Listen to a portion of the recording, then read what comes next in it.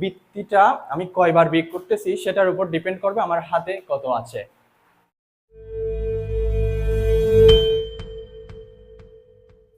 Hello সবাইকে, সালামু আলাইকুম রহমতুল্লাহ। আশা করি সবাই ভালো আছেন। আমি এখন এই লেকচারে তোমাদের গত লেকচারে আমি বাইনারি যোগ কিভাবে করতে হয় সেটা দেখিয়েছিলাম, কিন্তু আরও দুইটা সংখ্যা পদ্ধতি ছিল, দশমিক এবং বাইনারিতে যোগ শিখিয়েছিলাম, কিন্তু আমি অক্টালে এবং হেক্সাডেসিমেলে যোগ করানো শিখাইনি। তো আজকে আমি ট্রাই করব অক্টালে এবং হেক্সাডেসিমেলে কিভাবে যোগ করতে হয়। এর আগে আমি বাইনারিতে কিভাবে যোগ করতে হয় সেটা একটু রিভিশন করে দিই। যেমন বাইনারিতে আমরা যোগ করতেছি, তাইলে আমাদের বৃত্তিটা মনে রাখতে হবে। সব সময় আমরা কোন পদ্ধতিতে যোগটা করতেছি সে পদ্ধতির বৃত্তিটা আমরা মনে রাখবো। এখানে যেহেতু আমরা বাইনারি পদ্ধতিতে যোগ করতেছি, তাহলে বাইনারিতে বৃত্তি হচ্ছে 2। এখন যোগ করব, নর্মালি আমরা চিন্তা করি 1 আর 1 যোগ করলে হয় 2। এখন চিন্তা করব এই যোগফলটা বৃত্তির সমান বা বড় হয়ে যাচ্ছে কিনা। যখন বৃত্তির সমান এবং বড় হয়ে যাবে তখন আমরা বৃত্তিটা ওই যোগফল থেকে বিয়োগ করে দিব। তাহলে 1 আর 1 যোগ করলে আসে 2।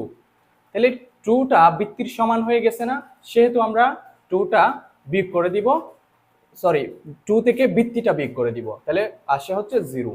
তাহলে এখানে উত্তর হবে 0। এখন বৃত্তিটা আমরা কয়বার বিয়োগ করতেছি সেটার উপর ডিপেন্ড করবে হাতে কত থাকতেছে।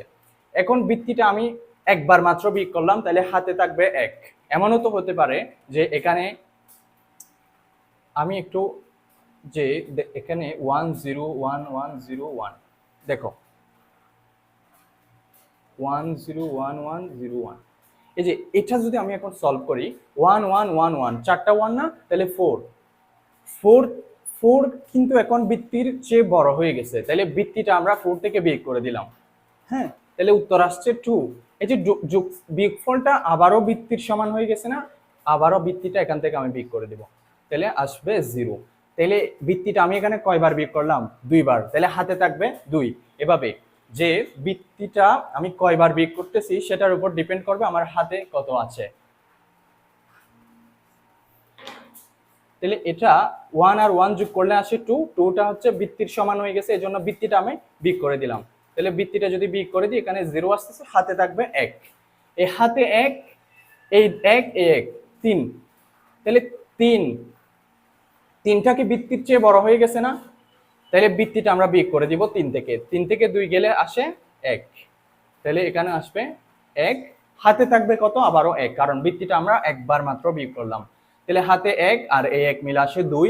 সেম ভাবে 2 বৃত্তির সমান হয়ে গেছে, 2 থেকে 2 গেলে 0, হাতে থাকবে 1, এই 1 আর এই 1 মিলে আসে 2, আবার বৃত্তির সমান হয়ে গেছে, এজন্য বৃত্তিটা বিয়োগ করে দিলাম 0।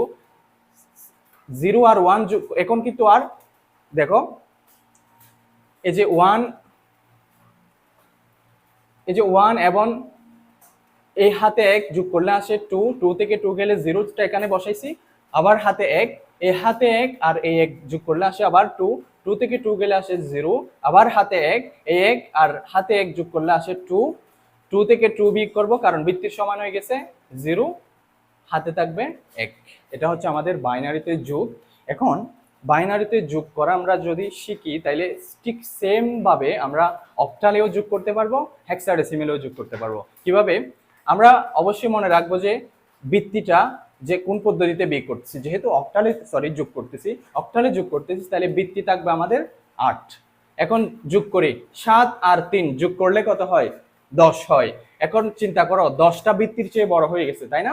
তাহলে যেহেতু বৃত্তির চেয়ে বড় হয়ে গেছে, তাহলে আমরা এই যে 8টা বিয়োগ করে দিব, বৃত্তিটা বিয়োগ করে দিব 10 থেকে, তাহলে 10 থেকে 8 গেলে 2, এখানে 2টা বসালাম, হাতে থাকবে 1, এই হাতে 1, হাতে 1 আর 7 হচ্ছে 8, 8 আর 3 হচ্ছে 11, তাহলে 11টা সেম ভাবে আবারও বৃত্তির চেয়ে বড় হয়ে গেছে, তাহলে বৃত্তিটা আমি আবারও বিয়োগ করে দিলাম, 8 থেকে 11 গেলে 3, তাহলে এখানে 3 বসবে, যেহেতু বৃত্তিটা আমি একবার বিয়োগ করছি তাহলে হাতে থাকবে 1।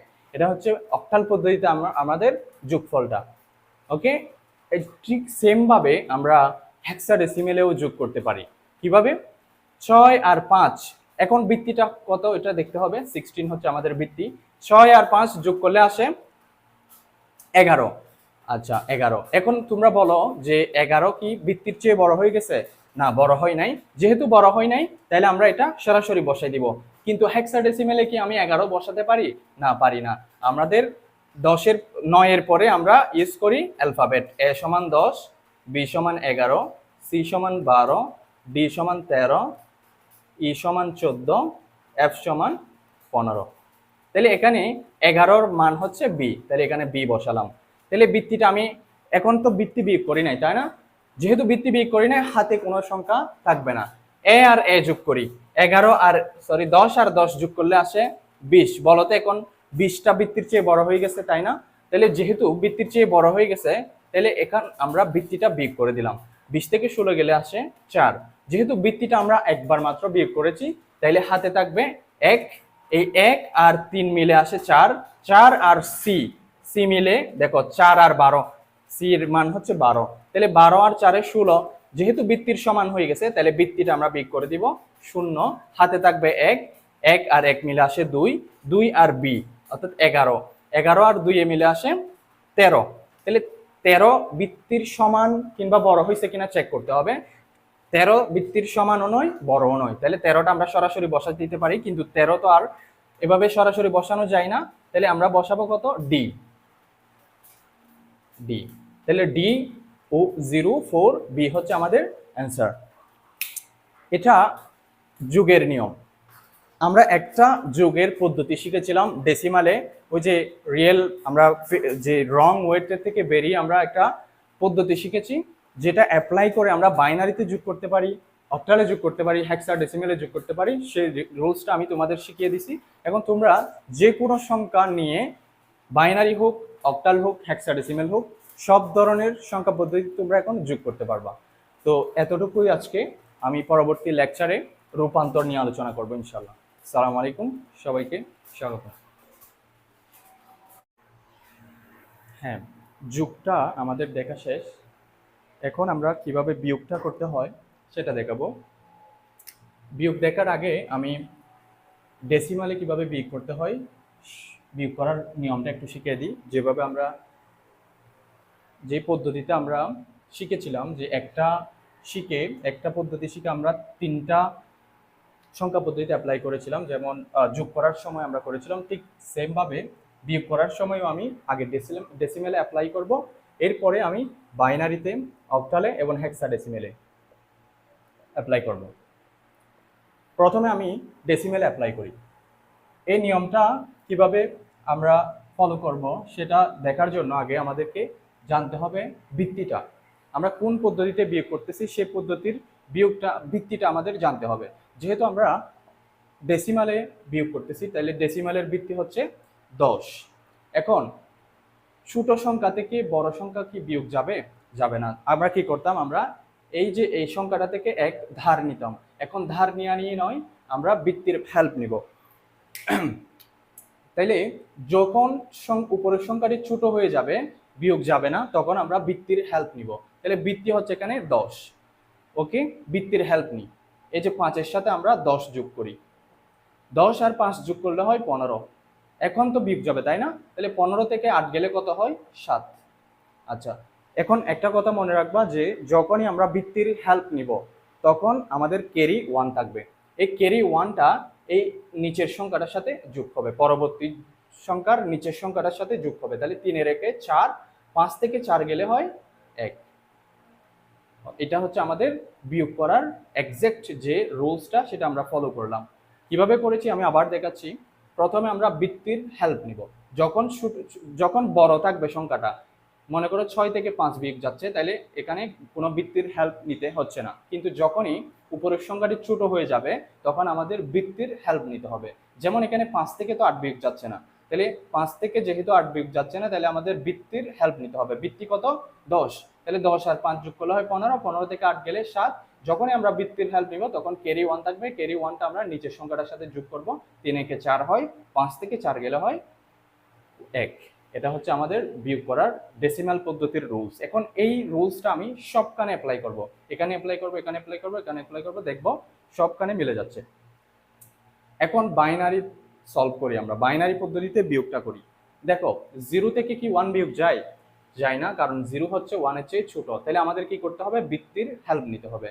2 থেকে 1 গেলে হয় 1, যেহেতু আমরা বৃত্তির হেল্প নিয়েছি তাই এখানে ক্যারি থাকবে 1, এই ক্যারিটা এখানে যোগ হবে 1 এর সাথে, 0 এর সাথে। তাহলে 1 থেকে এখন 1 বিয়োগ যায় 0, তাই না? এখন আবার 0 আছে এখানে, 0 থেকে কি 1 যাচ্ছে বিয়োগ? যাচ্ছে না, তাহলে বৃত্তির হেল্প নিতে হবে। 2 থেকে 1 গেলে হয় 1, যেহেতু আমরা বৃত্তির হেল্প নিলাম তখন এখানে ক্যারিটা যোগ হবে। তাহলে এখন এই ক্যারি আর 1 এ মিলে হয় 2। আচ্ছা, এখন বলো 1 থেকে কি 2 বিয়োগ যায়? যায় না, তাইলে আমাদের আবারও বৃত্তির হেল্প নিতে হবে। 2 এর 1 3, 2 প্লাস 1 3, 3 থেকে 2 গেলে হয় 1, যেহেতু আমরা বৃত্তির হেল্প নিয়েছি তাহলে আমাদেরকে ক্যারি 1 লিখতে হবে। ক্যারি 1টা এটার সাথে যোগ করবো, 1 থেকে 1 গেলে কি হয়? 0 হয়। এটা আমাদের বাইনারিতে বিয়োগ। খুব ইজি। যদি আমরা এই সেম পদ্ধতিটা অক্টালে অ্যাপ্লাই করি, এখন দেখো আমরা অক্টালের বৃত্তিটা এখানে লিখে রেখেছি। 3 থেকে কি 5 বিয়োগ যায়? না, 3 থেকে 5 বিয়োগ যাইতে পারে না, কারণ 3 হচ্ছে ছোট। তাহলে এখন কি করতে হবে? বৃত্তির হেল্প নিতে হবে। 8 8 আর 3 যোগ করে হয় আমাদের কত? 11। 11 থেকে 5 গেলে কত হয়? 6। আচ্ছা, যেহেতু আমরা বৃত্তির হেল্প নিয়েছি তাহলে হাতে 1 থাকবে, ক্যারি 1 থাকবে। ক্যারি 1টা নিচের সংখ্যাটার সাথে যোগ করবা সবসময়। তাহলে 3 আর 1 4, 7 থেকে 4 গেলে হয় কত? 3, 36। এটা হচ্ছে আমাদের অক্টালে উত্তর, বিয়োগফল। এখন হেক্সাডেসিমেলে করি। সেম পদ্ধতিটা এখানেও অ্যাপ্লাই করো হেক্সাডেসিমেলে। 5 থেকে কি 6 বিয়োগ যায়? না, যায় না। যেহেতু 5 ছোট সংখ্যা, 6 বড় সংখ্যা, তাইলে আমাদের বৃত্তির হেল্প নিতে হবে 16। 16 আর 5-এ যোগ করলে কত হয়? 21। এখন বিয়োগ করো, 21 থেকে 6 গেলে হয় 15। আচ্ছা, এখন 15 এখানে এফ আমরা বসাবো, 15 বসাবো না, আমরা বসাবো এফ। যেহেতু বৃত্তির হেল্প নিয়েছি তাহলে হাতে থাকবে 1, বি এর মান হচ্ছে 11, 11 আর 1 হচ্ছে 12, ঠিক আছে? তাহলে 6 থেকে কি 12 যাবে? না, 6 থেকে 12 যাবে না, তাহলে 6 এর সাথে আমাদের বৃত্তি যোগ করতে হবে। বৃত্তি যোগ করলে আসে 22। এখন যাবে বি এর মান 11, 11 এর সাথে 1 যোগ করেছিলাম আমরা, 12 পেয়েছি, ঠিক আছে? তাহলে এখন 22 থেকে 12 বিয়োগ করো, 22 থেকে 12 বিয়োগ করলে আসে 10। আচ্ছা, এখন বলো তো 10 কি কিভাবে লিখবো? আমরা এ দিয়ে লিখবো। হ্যাঁ, এরপর যেহেতু আমরা আবারও বৃত্তির হেল্প নিয়েছি তাহলে হাতে থাকবে 1, ক্যারি 1 থাকবে, 9 আর 1 হয় 10। এখন বলো 10 থেকে 10 গেলে আসে কত? 0। আচ্ছা, এরপর যেহেতু আমরা বৃত্তির হেল্প নিই নাই তাইলে এখানে কি থাকবে না? ক্যারি থাকবে না। এফ থেকে 3 বিয়োগ দাও, 15 থেকে 3 গেলে হয় কত? 12। 12 মানে হচ্ছে সি। তাহলে উত্তর কত? C 0 A F. এটা আমাদের উত্তর হেক্সাডেসিমেলে বিয়োগফল আর কি।